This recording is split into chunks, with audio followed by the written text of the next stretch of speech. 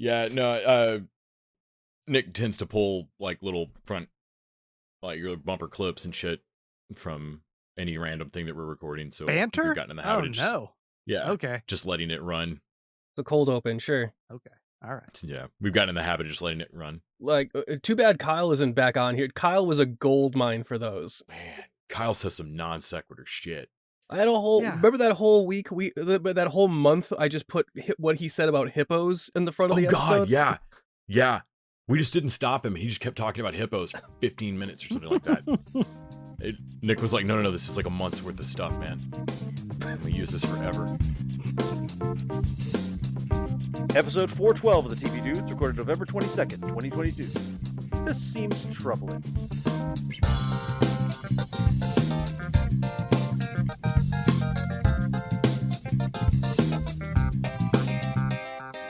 This week, looks like trouble. There's the newly divorced Fleishman in Fleishman is in Trouble on Hulu. There are the newly banned from parties Sex Lives of College Girls Season 2 on HBO Max. And there's a haunted ship on $18.99 on Netflix. But before we get to all that, I'm Randy. I'm Les. And I'm Nick. And we're the TV Dudes. Y'all, let's just dive right into it. Let's talk TV Diaries, because I watched a metric ton of television this last week. I watched a bunch of stuff. How Thanksgiving's coming up. We're kind of recording a bonus episode tonight, so I kind of bailed through a bunch of stuff. And I'm gonna start with what all I watched. So I watched episode 11 of Andor, which continues to be good, depressing as fuck. I'll watch episode 12 and see where it goes. I have my gripes, but it There's is a 12 good show. episodes of that shit? Not only that, there are 2 seasons. They've already announced a second season. What? I Yeah. thought this was already done. Are you saying this is the longest Star Wars property they've done so far? That is what I'm telling you, yes. Fuck. But it is long, Nick. It is long. It is a longer series. Contractually, the last third of it's Mandalorian. Aren't Mandalorian episodes only like 8? Or am I remembering this wrong? No, it is the longest Star Wars show. But on the other hand, it is also torturously slow and mean. So Holy wow, okay. I want you guys to watch this so that we can have Grant back on and all 3 of us can yell at him about how wrong he is about Andor. Well, like I said to Grant, who is again not listening and never will, but I lied. I'm not watching it again. Like, on the other hand, also dark but hilarious and on purpose is Avenue 5. I don't know if y'all are keeping up on this. I've not. I'm letting it pile up. Oh my god, they have gone dark as fuck in this. Like, they are straight up having people die. There's cannibals. There's like oh my God. awful moral dilemmas, which none of these people are equipped to make. It is darkly hilarious, and I love it so much. It is making me want to go back and rewatch Veep because of how dark that show got. But Avenue 5 is somehow darker because Veep was just about, like, you know, the free nations and the state of the world. This is a microcosm of society, and everyone there is terrible. This is more direct lives on the line and direct consequences. Yes. Sure. Oh man, it is delightful. It's so dark, and I love it every week. Also, still enjoying Ghost, still enjoying So Help Me Todd. Both of those sort of procedural shows that are both really good. I watched the latest Mythic Quest, which is fantastic. I caught up on Star Trek Prodigy, which is solid. While I was watching animation this week, I also watched season 4 of Dragon Prince, which I realized I'm not sure I must have finished season 3 because they're recapping this enormous battle with dragons and magic, and I'm like, I know it's been a while, but I feel like I don't remember any of this. You sure they didn't just pull a Rings of Power and show you a battle, like a snippet that were like, yeah, but we're never going to show that? But that didn't happen. It's possible. I don't know. It's really good, though. Like, Dragon Prince is really good, and it's especially good at doing sort of morally conflicted, like, everyone in this show is maybe it gets drastically better. I thought that first season was utter trash. It does get better. It does get a lot better. I actually liked first season, like, though. Not just bad, not just shit for me, but like, this is a piece of shit. I will say part of the problem was the animation was not great, and still not. Even then, the storytelling and the story, like the evil siblings, are like, these are the 2 dumbest evil people chasing Jason. So I think that's what I find interesting about it, because those 2 siblings are still in it, and they're sort of on opposite sides now. But the girl has become, she's gone basically full evil, but she's still sort of this sweet girl. Like she's just doing what she has to do, but she is a nice girl. And the guy is now like on the side of goodness and rightness, but he's so fucking dumb. And I love that complexity of these characters. I'm like, oh, so he's a good guy now, but he's still real fucking dumb. And I like the good that. guys drafted the wrong one. Yes, absolutely they did. Yes. The was a hard draft pick. The capable one is evil but sweet. Yeah, I think the character stuff is really interesting. And the guy who was like their big bad is now they give him some shading, and it's like he's still a bad guy, but you feel for him like, oh, you died and lost everything as a result of your quest for power, and now all you want to do is not stay dead. And your daughter's like, no, we gotta do all this crazy shit. And I'm like, okay, you've switched positions. I really like it. I think it's not on the level of Avatar by some of the same people who did Avatar: Last Airbender, but it has echoes of that. I think. I don't know that I'd recommend you give it another shot if you hated the first season that much, but I did wind up liking it quite a bit. Yeah, I got used to the animation. The writing on it is what killed me, and if it's not significantly different than the first season, like I thought it was like, what the fuck is this? Is just fucking stupid. Yeah, I don't think it's notably different, but I don't remember the first season. That was what assassins make a death pact before they kill a person in order to like this is gonna really hamper me going forward, but it's a pact of like if I don't kill you, I die. There is definitely some reason for that? There's definitely some contrived storytelling. I will absolutely give you that. Caught up on Last Week Tonight, which wrapped up its 9th season in fine form. Another, and I love when John Oliver does his check back over all the things he's done this year, and you see the crazy ways he is spending HBO Max's money. Always fun to watch. I kept up with my Star Trek Deep Space Nine rewatch. I'm watching season 1 for the first time since it aired like 30 years ago. I don't remember much of any of it, but I came up on my first episode that I hate. And that is, I don't know how much you guys remember of Deep Space Nine, but in episode 10... I never watched it, actually. 9 or 10, mostly Deep Space Nine is a little more serious than Star Trek. But you know how Star Trek would occasionally do like wacky alien shit? Mm-hmm. Oh, I'm a TNG man, baby. It was always silly okay, shit. yes, then you know. This is they've mostly avoided the TNG silliness here. But this felt like a first season TNG episode where there's like these aliens that come from the Gamma Quadrant. They're wacky. They have a game, and it turns out they teleported the 4 main characters into the game, and Quark is playing for their lives, and the guy who's playing for the game, and they have to... Guys, Avery Brooks, I feel like, is like a Shakespearean trained actor, and the people with him, they're all good actors, and they should not have to be singing nursery rhymes while hopping on one foot because aliens told them to. That is not a thing that should happen. It is not good. So DS9 Squid Game is terrible? Is that what you're saying? Oh, it's so awful, and it's the sing-songy like rhymes, and the guy who's so merry, he's like the alien. You want to sing it, Randy? Oh no, between this and like what was it 4, where they couldn't stop singing "Row, row, row your boat"? Like, what is with Star Trek and like fucking basic children's rhymes? I do not know, but yeah, it's like one of those things. Like, if I didn't know the show got way better, this would be the end of my rewatch because I hated it so much. And what sucks is that somewhere deep down, like, these are crazy long seasons still, right? Yeah. Like 22 episodes, somewhere deep down, like you kind of have to remind yourself of like, oh wait, it's Star Trek on like a 24 episode season. A couple of these are going to be either the hokiest joke run for an hour or the worst after school special ever. Yeah, this is one of those. I think it might have been DC Fontana. This is one of those where I'm like, oh, you threw some work to an old sci-fi author who wrote something that would have been written in the 50s. Got it. Yeah, that's just a bummer of an episode in the midst of what are several other really good episodes. Randomly watched some Key and Peele. It popped up on Netflix, and I started watching season 3. Guys, that show is so fucking funny. I'd forgotten how funny it is. I agree with you, Randi. Even the later season, it's it was the return of the substitute. It was the East-West Bowl, their riff on the Hollywood Shuffle, so the music. They did rap, which was great. It's such a funny show. And watching Keegan-Michael Key and Jordan Peele before they both became like what they became, where Keegan-Michael Key is in everything and Jordan Peele is the horror maven. Watching them just kind of talk about their old shitty apartments together and like just hang out together on stage is so much fun to watch. They had instant chemistry. Giving Jordan Peele endless shit about weed. Yes.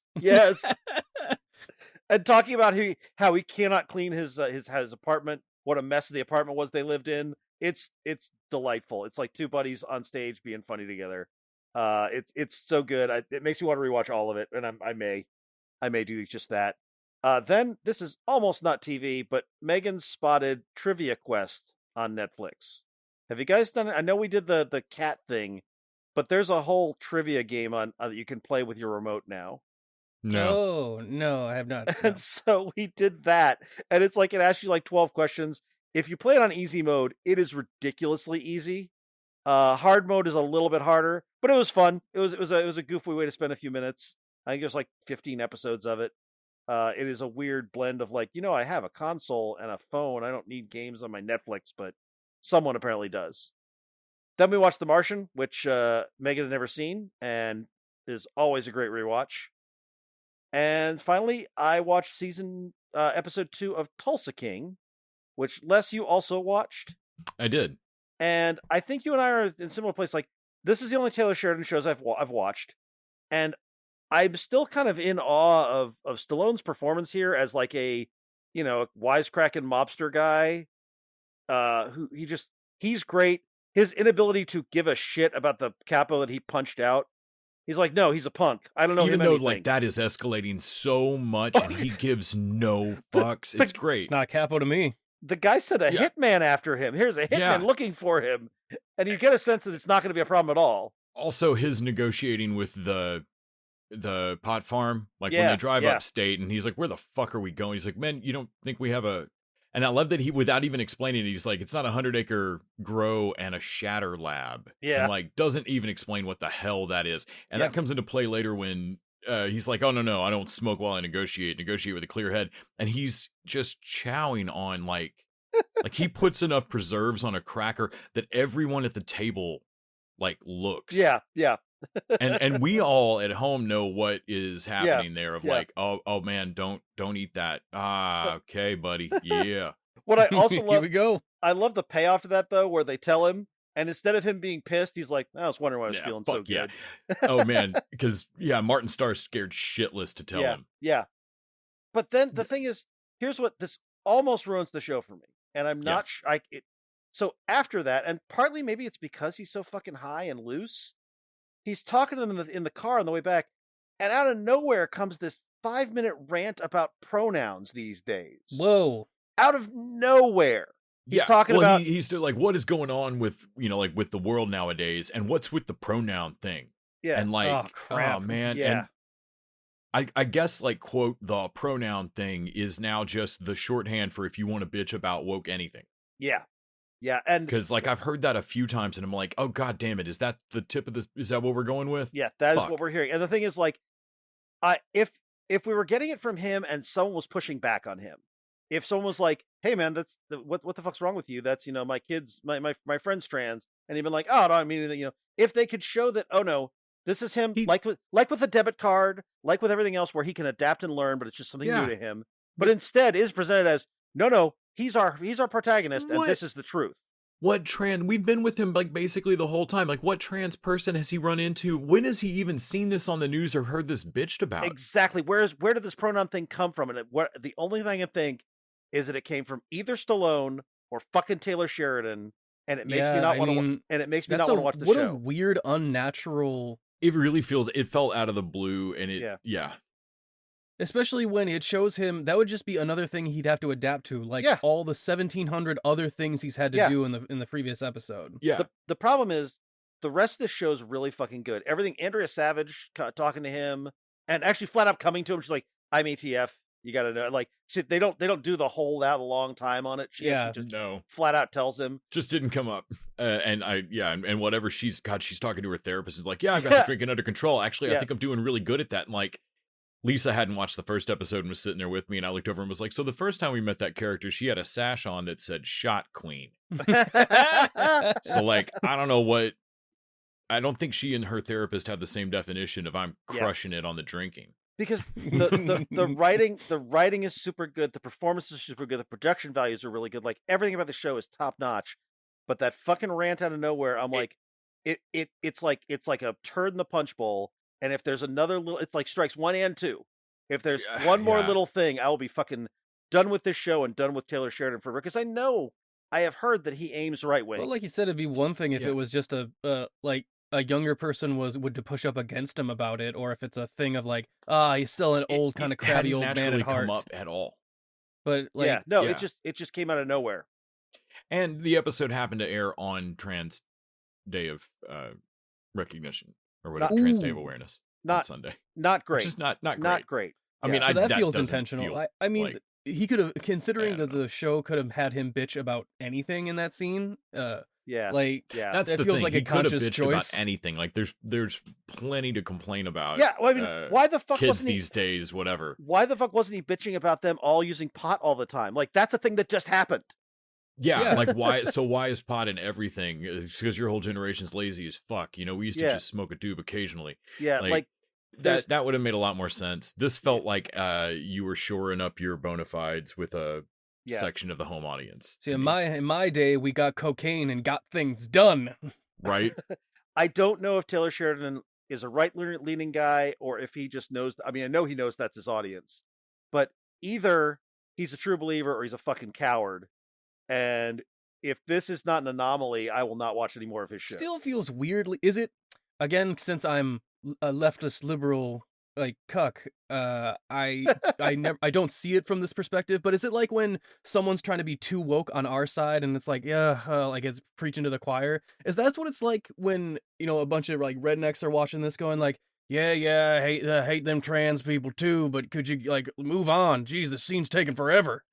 Yeah, no, the thing is, where are we on the plot line though? It's a solidly written rant. Like all the dialogue feels true enough to him.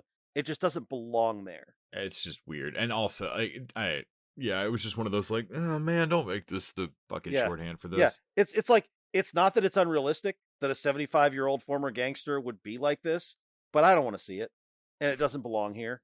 Yeah. So anyway, that was my big thing for the week. Is like I was really enjoying the show, and that's toward the end of it, and I'm like, oh, motherfucker. Well, also, his character's whole thing is about respect, and the pronoun thing would be a drastic aversion to what his character would believe, which is to showing people the respect that he thinks they deserve, or it doesn't make sense with what his character was in the first episode. I'm sorry, that's just not right. Yeah, it's weird. All right, what'd y'all watch? Well, I watched Chucky. We watched Chucky. I watched an episode of Winchester's. White Collar, a couple of episodes. The Turkey episode of Goldberg's this year, which of course deals with Murray's death. They're getting so much more mileage out of him as an actor. Dead. Parks and Rec, White Lotus, which I love season 2. It continues to be great. Watched Stargirl, something on Netflix called Easy Bake Battle with Anthony from Queer Eye. It is a cute little cooking show. I think we watched most of it. I know every once in a while, at least you'll find some competition reality thing. Watched an episode of 1899 we'll discuss. Fleishman we'll discuss. Sex Lives. Also watched No One Lives. No Lives. No, that's No One Lives. Sorry. A Luke Evans movie with Nick, which we'll discuss, is quite fun. Another movie that Les had not seen that I got to introduce, a rare turnaround. Nick was like, don't look up a fucking thing about it. Tulsa King that we've just talked about. I also watched Barbarian again, which on rewatch was, I gotta say, was just as fun. It really holds up, right? You just keep cackling, knowing where the fuck it's going. I laughed so hard when it slammed into like Justin Long suddenly singing Ricky Tikki Tavi, and like, I was like, oh fuck, this is so great. Yeah, I laughed so much. And also, it's a hoot. It's a fun for the whole family.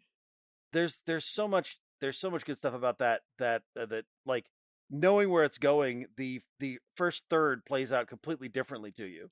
Oh yeah, it's great, and also I watched. Lisa was watching it for the first time, so I just like stayed silent and sat a little bit behind her. Yeah. And it was cool, like watching her guess at what you think is happening.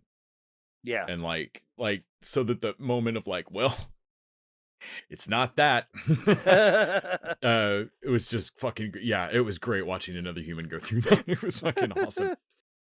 I also watched Don't Worry Darling, which is a fantastically made movie. It is beautiful. It is super cool. I think maybe because of the hype behind it, I wanted it to be a little more happening there. I don't know if there's a like if you've seen a bunch of sci-fi and stuff, it's just not as it's a little more predictable than I wanted it to be. Like you figure out what's happening. That said, it's beautifully fucking done. Everybody acts their asses off in it. The style of it's fucking cool. I always love that you have this way about you where the way you stretch right before you're about to deliver the backhand on that compliment. Yeah. Well, that's how you hit the sweet spot right in the middle of the racket. Damn. Because there's it is worth watching, and also it did not live up to what I hoped. Okay, that's worth knowing, because I've been seeing enough bad reviews that I wasn't sure I was going to watch it, and now I mean, I would have watched it just for the bullshit around the press tour, honestly. Like, it's just to watch these actors and know that, like, no, several of you straight up don't like each other, like, really don't, is hilarious. But also, damn, the production value on it's cool. Like, it just looks badass, and it's kind of fun to try to figure out what's the fuck is happening here. Also, it's a sci-fi movie where the thing that's happening is at least bad enough that for the next day you're going, oh shit, so wow, that makes so-and-so much worse. Like, you start figuring out the, like, oh wait, it got a degree sadder there, I just put that together, fuck. Yeah. But anyway, I'd be interested to hear what y'all think if you happen to watch it. Yeah, I'm gonna get to it at some point. And then of course we watched the greatest show on television, Chucky. I feel like y'all should just add that to the dessert. It's amazing. There's going to be one left. I think this week is the finale. Yeah. And so we won't get to watch it until because of Thanksgiving. I'm not going to put my mom through that. And so probably won't get to watch Chucky till Saturday. But oh my god, you cannot believe how fucking great the penultimate episode of Chucky. They do an exorcism, Randy. They do an exorcism. Because voodoo is all about installing a soul into something. So they need to get the soul out of something, and that's a Catholic deal. Oh man. So Devon Sawa calls the Vatican. He's their priest. He calls the Vatican to get permission for the exorcism, right? And they've got him on the phone, and he's like, "Yes, Your Excellency. Absolutely, that makes perfect sense. Of course, yeah, I would have no other way. Thank you for taking my call, Your Excellency. A good day to you too, sir."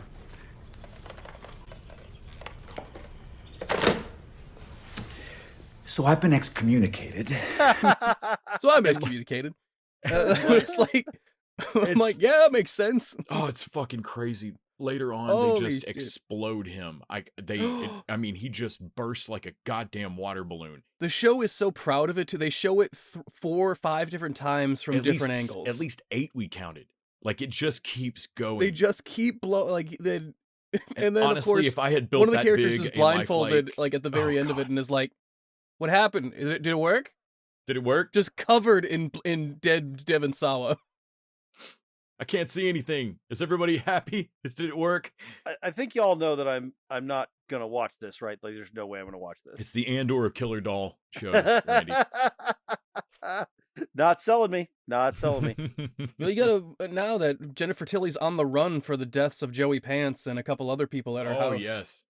See, that is what almost gets me. When you guys start mentioning Joe Pantoliano, and that is what almost gets me. But I know that if I watch this, I'll be mad at both of you, and nobody wants that. No, I don't think you will, Randy. It's like not me and less good, like what we watch. It's legitimately good. It's like, the greatest show on television. Les and I were discussing, like, okay, it's hit full American Horror Story level of like anything. Yeah, if you told me there were aliens, goes, baby. Yeah, anything. Now they've had an exorcism now. It's amazing. And then speaking of people covered in blood, No One Lives with Luke Evans. I cannot believe there's not been at least a second collector, the collection style, other horror movie of this. It is a WWE made movie, and every once in a while that comes through so clearly in a scene that you realize like why this movie's not widely known. But it also gives just this like new addition to the unstoppable psycho pantheon of slashers. Like, Luke Evans is not a great actor, so giving him this relentless weirdo to play is like, okay, you finally, That's struggling to come off as human, really in his wheelhouse. Yes, it really it's right in his wheelhouse. And he kills a shitload of people, including Lee Tergesen from Wayne's World and Oz. All right. Some of the lines in there are so legitimately great. Of like, what are you, a serial killer? Serial killer? No. Serial killers deal in singularities. I'm a numbers guy. Yeah, there's some, like, every once in a while there's a thing of like, no, that is far too good for this movie. Yeah, I enjoyed the shit out of that. I can't believe I've never heard of it. I mean, it's Luke Evans is in it. There's a reason it flew under the radar. Now, this is a less than Nick movie, Randy. You don't want to watch this one. You don't want to watch this. No, I do not. You don't want none of this. You don't want none of this, Randy. No, I do not. I don't want any part of this. But yeah, I would highly recommend. And so also because I didn't look up anything about it on Nick's recommendation and promptly forgot the title of it. Later on, Nick texted me, "No One Lives Today," which I read as "No One Lives Today." And I was like, I guess we can one lives, but what is it? I don't. Well, I'm just glad you didn't take that as like a suggestion of like, okay, so no one lives today, you know, like we're just killing everybody. Right? Is this it? Like, we hanging lanterns? I don't understand. Is it invitation time? Like, just Les shows up at my doorstep with a severed head. Like, what? Right. I got your text. I thought this is what we were doing. Like Mouse from Devil Blue Dress. Yeah, so that's about what I watched. Nick? I watched Inside Job season 1 and 2. Actually, season 2, but then in a half of season 1 actually, because season 2 dropped on Netflix, and I really enjoyed season 1 so far, and I hadn't gone back and rewatched it in a while. So it really is quite something. The finale of season 2 is such a it reaches a Rick and Morty level. Like, this show is like very much trying to be a Rick and Morty, but it doesn't quite hit it all the time. The final episode very much is like a middle finger to the audience, like, there, don't ask us about this ever again. Fuck you. And it really works. Yeah. We're going to talk more about that on our bonus episode, I think. Sure. Yeah. What else did I watch? I watched Godzilla. Well, not really. I watched the last half of Godzilla, like the Gareth Edwards movie. I was gonna say, which Godzilla?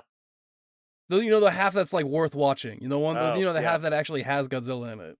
Not the Bryan Cranston Adventure Hour. I mean, Bryan Cranston's cool. Don't get me wrong, but yeah. even the movie doesn't even have a lot of him in the first half of it. It is a lot of what's his name, Aaron Taylor Johnson. Yeah. And I didn't realize this, but fucking Jared Kesso of Letterkenny is in that movie. What? Yeah, he is in it. He's one of the head military guys on in the third act that goes to disarm the bomb. Oh, wow. He has a few speaking lines. He has a significant part in it. Wow, I almost want to watch it again, except I don't. Except you don't, right? I definitely don't. Man, if you got a problem with blowing up radioactive lizards, you got a problem with me. I suggest you let that one marinate. Damn, I'm surprised we're not blowing up radioactive lizards right now. I don't give a fuck about radioactive lizards. I watch radioactive lizards get blown up all day. And him doing his American accent, which is pretty good in this one. Normally his American accent is kind of terrible, but like for whatever reason he brings it in this movie. Like holy shit, you sound American as fuck. Even though I know you're deeply Canadian. What else I watched? I watched some My Hero Academia because I was trying to keep up on the latest arc. I haven't gone back to real because I know we're going to cover it, so I'll go back and rewatch some of the first episodes because I honestly don't remember them. And when I do rewatches of it, I honestly don't go back to that part because it's like anything that's before the school is kind of like, yeah, but that's not really what the show's about. And I feel like that's a like we'll talk about with some of our other shows today is a bane on modern television storytelling of like, just get to your premise like whenever you feel like it. No rush on it. Like, yeah, no, it's fine. I watched Dr. Mordred with the Mystery Science Theater, like the new ones on it, which is the Full Moon's Doctor Strange riff with Jeffrey Combs. It is like not bad of a movie. I mean, it is bad, but like not as bad as you might think. You are not selling this the way you think you are. I think I am. You don't want to watch it, right? I don't think you're the audience he's selling to. Then you're not. Then I'm selling it right, because you shouldn't watch it. It is that is you true. should. I mean, you should watch it with Riff Tracks or Mystery Science Theater on, because that's fun. But otherwise, like, there's a pretty cool. Like, it feels like, oh man, what a cool second act skeleton fight between like two skeleton dinosaurs, and then the movie ends, and you're like, oh, that was the third act, and we're done. What else? I think I watched some other stuff, but I guess I don't have it on here. Anyway, yeah, that was my diaries, my appetizers. Appetizers, right? I totally what forgot the fuck we're calling these things. I totally forgot these are appetizers. So yeah, just a reminder, you can go to support us by going to patreon.com/tvdudes. Throw us a buck an episode. In exchange, we get to keep up with our streaming services, pay for our hosting costs, and you get bonus content each week. This week, we're going to talk about the musical Spirited. We also have our $20 shorter level. So if there are shows you want to throw in the rotation, you can buy that level, give us a couple of ideas.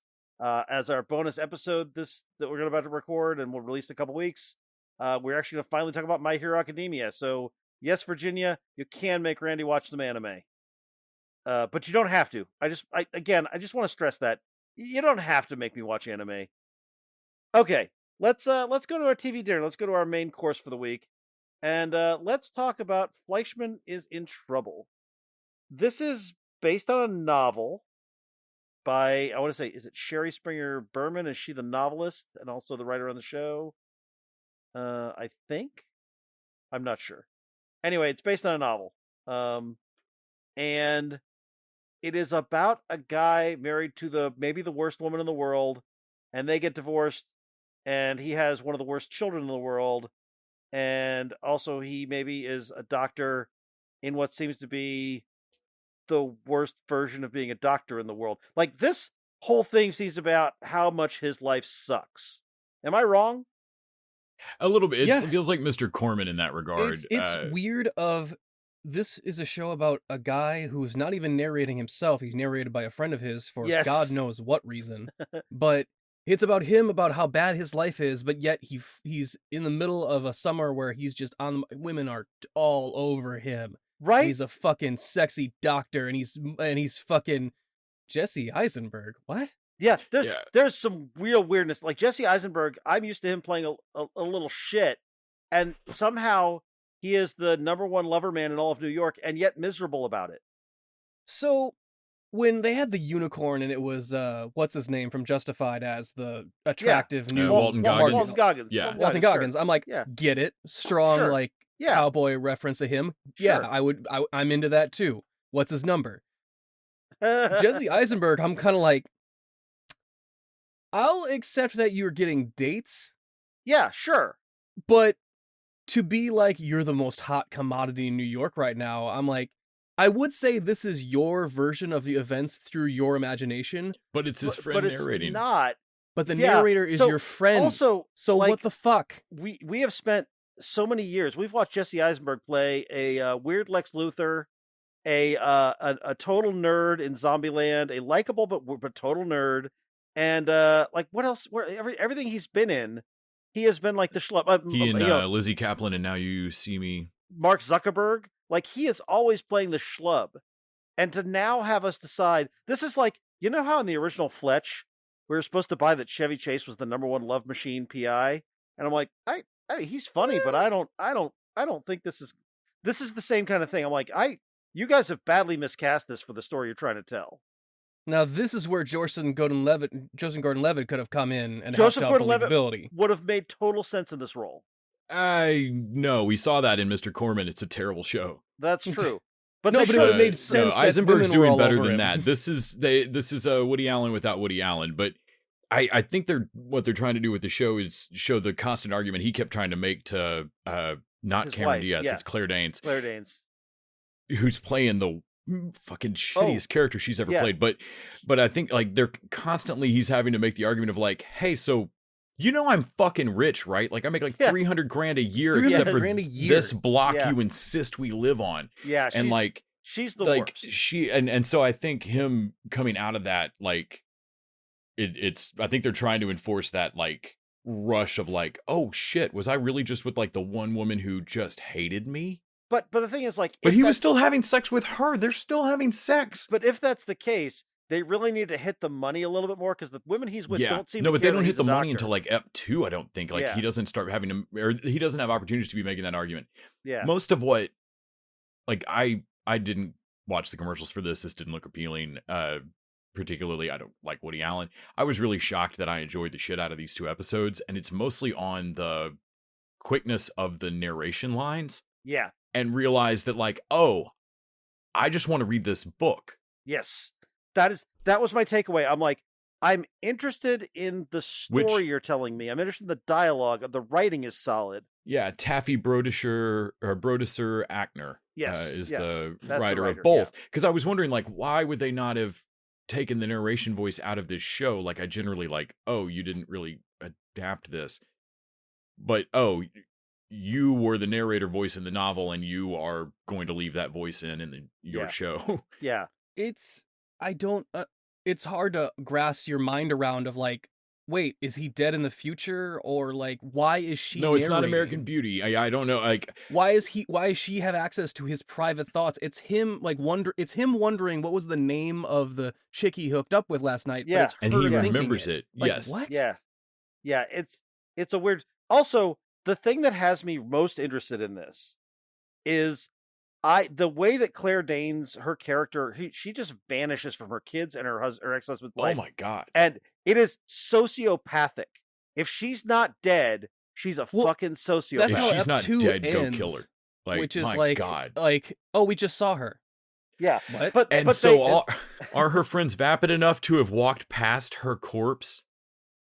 Her friends, as presented, definitely seem like the kind of people who would walk past her corpse. Because they seem like the worst people in the world. And I think that may be what happened. If that's what happened, this whole show could turn around from around episode 3. I do love that they're all want to make sure like, oh, we're your friends too. When he obviously is like, oh, I don't want to be friends with you. I don't want to be friends with you. Good Lord, please leave me alone. And by him reaching out to Lizzie Kaplan and Adam Brody, it's clear that when he hooked up with Claire Danes, he stopped having his friends. He lost his friends. Because she's like, hey, so, and he's like, how long has it been? She's like, well, it's been since you skipped my wedding. Yeah. Yeah. Which I think we know why he did that, which was it was Claire Danes didn't want to go. Well, and like I'm sparing everybody the public argument we'll have at your wedding. Yeah. Which is also, fucking crazy. By the way, Lizzie Kaplan, much as Jesse Eisenberg is bad casting in some ways for this, and don't get me wrong, he's doing a good job with the role, but I still think he's bad casting. Lizzie Kaplan is perfect casting, and she's perfect casting in everything she's ever been in, but I love her. She elevates everything when she's on screen. The only reson I got to Ep 2 is because I'm on an inside job high, and she's Reagan Ridley. That's right. In that, and I'm like, fuck, okay, you're getting a contact high. I just watched season 2. It's a contact high that you did not deserve. Yeah, but yeah, I like her character and I like her narration. I wish we were following like her character. Story. Because I gotta say, Jesse Eisenberg and oh my God, all the dudes in this show is so aggressively white. Mm-hmm. God. Oh yeah, it is violently Caucasian. It is. The slow burn arc of this, I think, is going to be coming around to it being about whatever's going on with Kaplan. Yeah, I think so too. But it is so focused on the plight of the Eisenberg, like this doctor in Manhattan, that it's genuinely hard to get behind. Oh no, what is this rich doctor gonna do without his wife there? Yeah, this poor rich doctor who's getting more tail than hire most of another nanny. Yeah. Like, will he be able to send his kids to camp so he can fuck? That's the thing. The conflicts here. Tune in next week. Most of them I'm not buying, but the question of what is going on with his wife is fascinating to me, because that's the question of the wife is good because we legitimately don't know, because she is portrayed as a person that might legitimately just disappear. Yes, she also seems like, as much as the friends seem like the kind of people that would walk past her corpse, she seems like the kind of person that would lay there with her eyes closed in Central Park because she's not leaving New York. She's just going to pretend she's never known y'all. Yeah. Like, and honestly, either fucking direction would be amazing. Yeah, it's like it's like a few days before he even thinks the thing. Like, What if something when he's happened to her? explaining how many times she's done something like this, like this, but not quite. But hasn't this gone a day or two more? So wouldn't that put that into full on crazy? Oh shit. Yeah. Also, by the way, I always like to praise kid actors when they're good. Both these kid actors good. The little boy is heartbreaking because like he sees his dad is having sex, and the little girl is infuriating. And the little girl is such a little. She is clearly her mother's daughter, and she is taking the sides in this breakup. And it does not matter what her mother does. There's a straight up scene where he agrees with her. Yep. All together. Yep. And she yells, "You ruin everything!" and runs out the the room. I'm like, what the fuck? No matter what, I mean, she is mad because her mom has fucked up all her plans, but she doesn't want to be mad at her mom. So her answer is always, she wouldn't do this. She didn't hate you so much. I'm like, Jesus Christ. Yeah, when she said that, I was kind of wondering how you were going to kid brain your way around on this, but there we go. Also, get your kid a phone, you freak. Yeah, that was a weird thing to hold on to. Yes. Yeah. But here's the thing. Every time that woman, that friend of a friend kept seeing, just get her a phone, I was like, we're not getting a phone for another month now. Fuck you. Like that. You just added another year onto this, baby. That's exactly what it's like. I would not have not gotten my kid a phone to spite that woman. Right. Also, I didn't realize this was a period piece until they started like sort of talking about Trump. Oh and man, that was a fucking that SNL sketch long ago of like, oh my gosh, how could this happen? And like the two black guys in the back of the room going, yeah, how could it happen? How could it happen? Yeah, whatever. and like that 1 minute on this show of him going, yeah, well, at least with him as the nominee, she can't lose, right? And like, I don't know, I really don't like her, and at least with him, I'll keep my money. And like, wow, that's like 30 seconds of dialogue that just encapsulated that shit. Which I did. They said when she talked about things she found socially awkward, she would do it in a Groucho Marx voice. Which she did not talking about politics. That's not where that came up. It was about, I forget what it was about, but it was something fucking stupid. Yeah.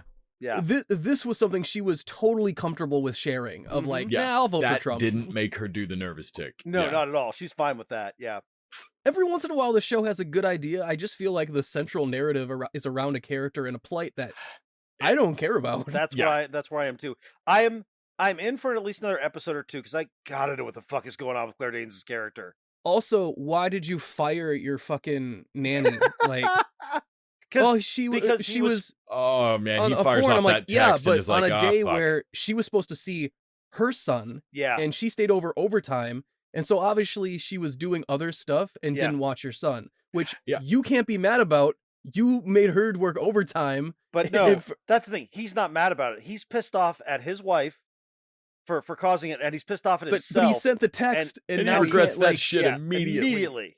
Yeah, I love his like, well, crap, can't take that back. Guess I gotta fuck.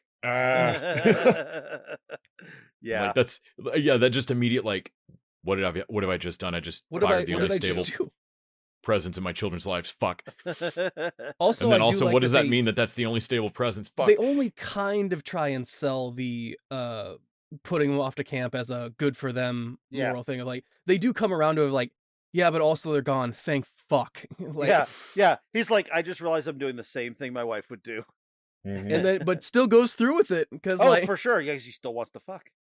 I man, it is so unlikable, and in some ways just this repulsed me. But there's something compelling about it, and so I'm gonna at least watch another episode. I'm at least gonna watch a recap or ask you what's actually going on with the wife, because I do find that interesting. Like, I can if she seriously isn't dead, then I find that more interesting. Of like, what did she do? What was her thought process? All right, let's jump over and talk about our side dishes, and let's start with Sex Lives of College Girls season 2. There were 2 episodes. And I'm thriving, baby. We talked about this a little bit last week, where there was a trailer, and they were like, we're banned from parties, and we're all like, how would you be banned from parties? But now we see it in context, and that makes total sense. Yeah, it's not that they're banned from parties; it's that the Theta House is banned from having parties at their house because they got in trouble for the cheating thing. So if so facto, they are like, okay, you're banned from parties throughout the entire, like, you can't ban us from all parties. And every frat they go to is like, hey, these four are narcs, and they're like, hey, get the fuck out of here. Honestly, on a small campus, that would happen fast. Absolutely, yeah. The like, totally I'm sorry, did you believable. get a whole house nearly shut down? Yeah, don't come in our house during the party. No. Yeah, sorry. and it's after winter break too, so it's all said and done. Like, they've had plenty of time to like put up wanted posters for them. Yep, for sure. I always forget. I knew I loved this show, but I couldn't remember why. And within 5 minutes, I was like, "Oh, right, I know why I love this." From the jump, it's so Yes. quick. The chemistry's so good. The lines hit like just perfectly. Even when they add new people, like their climate refugee. Oh God. And even that the characters, so great. The characters that ought to push too far, like their weird RA. When they throw the party and he comes in and is like, I should take your alcohol, but this is so sad that you This can is keep so it. sad. Yes. And you know what? Be as loud as you want. There's no one else in the building. Les, you must do it in a Holland accent. It's way funnier that way. It is. Man. Oh man, did the RA just pity us? Oh, we gotta fix this. So let me ask you guys this: which of the four girls is your favorite, and why is it Bella? And why is it Bella? And it Bella. What are we even talking about here? I'm scared to tell you this because you were aggressively confident. Yes, that was my favorite line. Like, and what does she say? She says, "Yeah, I know." Yeah, I know. Like, it's a compliment. Like, no, that is in no way a good thing. When she makes the plea to the Thetas and is like, "You don't understand. I am having consistent monogamous sex with someone I meant to be a hookup." I do like that the guys were like, "Oh, that does sound bad, but you're still banned." Yeah. I also love that she will whiplash from things so fast. She is like, we're having a feminist comedy magazine. Shit. Okay, I'm going back to this other one. Shit. Okay, I'm going to bring guys into my feminist comedy magazine. Yeah. She immediately goes like, oh man, I'm starting to think people were right when they said women aren't funny. God, those people sucked. Also, I didn't think I was going to, at the start of last season, I didn't think I was going to like Leighton at all. And she's fucking great by the end of the season. Dude, Leighton is second to Bella only because Bella is an agent of chaos and can do like whatever. When Bella's like, I have an idea for how to get us unbanned, and Leighton's like, did you think of this yourself?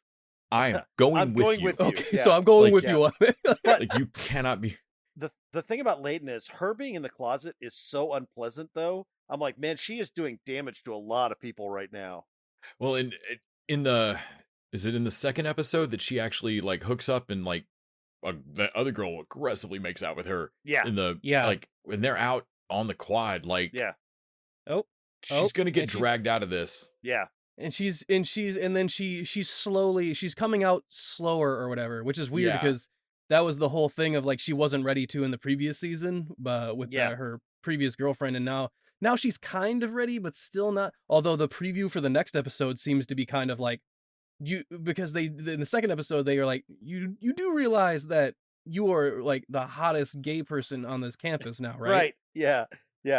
And like all the women staring at her at the party, and she's realizing, oh, I can clean up. And then like the next episode is supposed to be her on like Tinder or whatever, just like, well, how many girls are you messaging right now? I don't know, 30, 40. Like, she's like Fleishman hot. Yeah. So Kimberly's story about she's gonna owe like $40,000 to the university. She can't tell her parents about it. And so that whole thing, it's giving me secondary anxiety. I know they'll find a way to work it out, but I'm like, one of those that's a things lot, where man. It's so fucking dumb because it's like you're friends with like at least two other people that are financially set enough to just fucking pay this for you, and then you'd owe them without interest. But she asks them, and they both said no. No, she says, "Oh, I wouldn't ask you," in an obvious attempt. Trying to make your rich family sound poor. Yeah. No, most of our money's tied up in racehorses. But Leighton obviously would have to ask her parents, and that would be a whole thing. But like her brother getting thrown out, and they bought him an Audi to make him feel better. And paid his way into Cornell.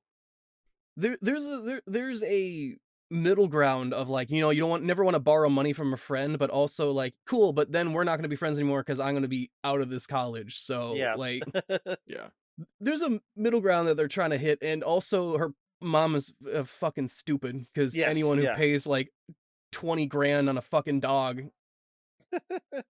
How old is he again? Yeah, that. Oh man, I love her trying to ask about it. Like, I know you did it for me. It's my dog, but also, how old is he? Yeah, shit. Fuck, are you doing? But that leads to maybe the most memorable and funny thing outside of everything with Bella, which is the thing with Professor, which you knew where that was going. Like you knew where it was going. And his like, we should fuck sometime. I'm like, oh shit. And my thought was like, I thought maybe with all the people around, and I thought it was gonna be like a swingers thing. I thought it was a swingers, right? Well, and the way he said, "No wonder my wife likes you so much," and I was like, "Oh God, it's for both of them." Yeah, like, right. That's what I thought. And like so, this is going to be some weird like, oh, you guys find a like this is going to be nope, this ends in a triple murder. I love how homicide. she has to just step out of the room after that too, of like, oh no, I'm sure I misunderstood your husband. What were his exact words? We should fuck sometime.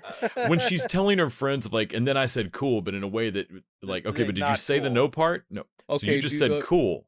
I love that they were like, okay, so you just said yes. So you told. Oh yeah, no, I hear that now. Yeah, I hear it.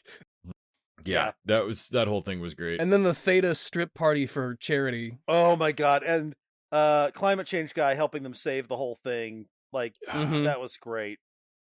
And I cannot remember the psychologist from Lucifer is who the dean. It's Rachel Harris who. I don't care how much money. Wait, you raised $11,000? What? She has specialized in playing terrible women ever since The Hangover, and she's really good at it. Right, it's so weird because I mostly remember her for being the nice one on Lucifer. I remember from The Daily Show, which I love her on. Yeah. So it's always weird for me to see her because she's an actress now. And I'm like, oh, I remember you for being on The Daily Show. But she's great here. I also think Bella is like in her environment, like, oh yeah, this seems like what she could do for a living. Like she's totally confident running a male strip show, even though she's never done this before. Right. Well, I do even like when they all rewarded them with strip teases, and even Leighton was like, I'm cutting into this. Yeah. Oh, holding power over a male for your own gratification. Wow, I wonder why that does it for you.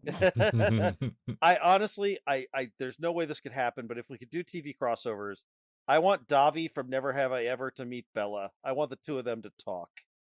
Sure. Yeah, this was super fun. I'm glad it's back. I'm excited to see more of it. I should not be this invested in a story of hot, rich college girls. I should not care about any of their problems, but it's all so fucking good. Yeah. Oh, also water polo. They had to pick the fucking richest goddamn sport. Like, like when she gets knocked cold out by the fifth hit, and like, so do I jump back in? No, you do not. I think I got it now. No, I love that. Like, oh well, I've watched it one time, so like, I got this. Based on this video I watched, it's basically like easy soccer. All right, let's jump over and talk about 1899 over on Netflix, which is a complete change of tone. Did y'all watch Dark over on Netflix? I have not finished out Dark. Dark moves even slower than 1899, and even though it is about time travel, damn. They're mixing my two least favorite things, which is slow pacing and very European things. Yeah, I watched an episode and a half of this and very quickly decided not for me. So the second episode ends on a thing where it might be a little bit more interesting for you, Randy, as to what's going on, because the second episode ends with, and obviously I don't know because it could all be in their heads or whatever, because they play that stupid, Alice in Wonderland song from whatever. Maybe they're in the Matrix. Yeah, there's a lot of motifs of triangles with the line through them. The second episode ends on a video screen with like different monitors watching them, with technology that just does not exist in their era. There. That's weird. Right. Huh. Yeah, I'm interested to see where this goes. I watched the first episode and dug it, but I also started it at like 11 p.m. And so I realized at midnight that I can't start the second episode of this. Again, another fucking like Fleishman where you don't realize the mom is missing till the last 5 minutes. This one is like, oh, there's a ghost ship in the last fucking 5 minutes of like 40 minutes. Like, holy. Yeah. Could we see it and then you flash back or something? Yeah. Like, well, I mean, they were talking about the Prometheus missing at the start. Yeah, but right, also, but that's different than having a haunted as fuck ship out in front of you. Just show up. Yeah. Yeah. There's also, I don't want to. I know this is gonna make me sound dumb. There's way too many languages and subtitles in this fucking show. I can't half watch it, and it's not good enough to make me full watch it. No, Randy, glad you said that, because I'm not only that, I have to read this entire thing when most of this dialogue is not necessary, because it's not worth reading. Yeah. Oh, those are okay, so that's the two gay guys that are pretending to be brothers. Okay, I got their thing. I keep reading their dialogue, but honestly, what's it matter? I know their storyline going in and what's happening. Yeah. And also, I don't know who, because it seems like everyone speaks at least 2 languages, or at least one more a little. Yes. Because everyone keeps switching around, and yet sometimes they acknowledge that they can't understand them, and sometimes it's like, okay, I guess they got the gist of what that person was saying. Yeah. And it feels unnecessary. It feels like someone thought, oh, that'll make our thing so clever and classy. This does feel like it was a complicated, cool idea, and they were like, no, but you can crank it all the way. And now it is like the most complicated show. Yeah, and the thing is, if you give me a complicated show that rewards me, that's great. But after 2 episodes, at first I thought they fucked up because their sure. Japanese characters were speaking Cantonese, and I was like, wait, did this show just fuck up? And then it's like, no, it's even more complicated than that. Yeah, these are Chinese characters pretending to be Japanese. Yes. Like, oh, Jesus Christ. Yeah, everyone's pretending to be something else. It's like if Lost was in 8 different languages and more complicated somehow. Yes. We should point Grant. Wow, that sounds delightful. I'm sure Grant would be fucking on his. I was gonna say pins and needles. This is a Grant show for sure. All right, well, that's just a minute spent on 1899, but honestly, there's not much to say about it. I don't think it's. Well, I don't think. I do want to say that the actual mystery of the ship, when they do focus on it, is not bad, because they do get one message from the company, which is just 2 words, and it says "sink ship." Oh, right. Yeah, I did see that. Which is like, okay, so that's pretty. So that immediately tells you that the company knows a lot more than what's going on. So they're willing to destroy what seems to be a partially functioning, seaworthy ship, which has to be, God knows how much money in their days, but and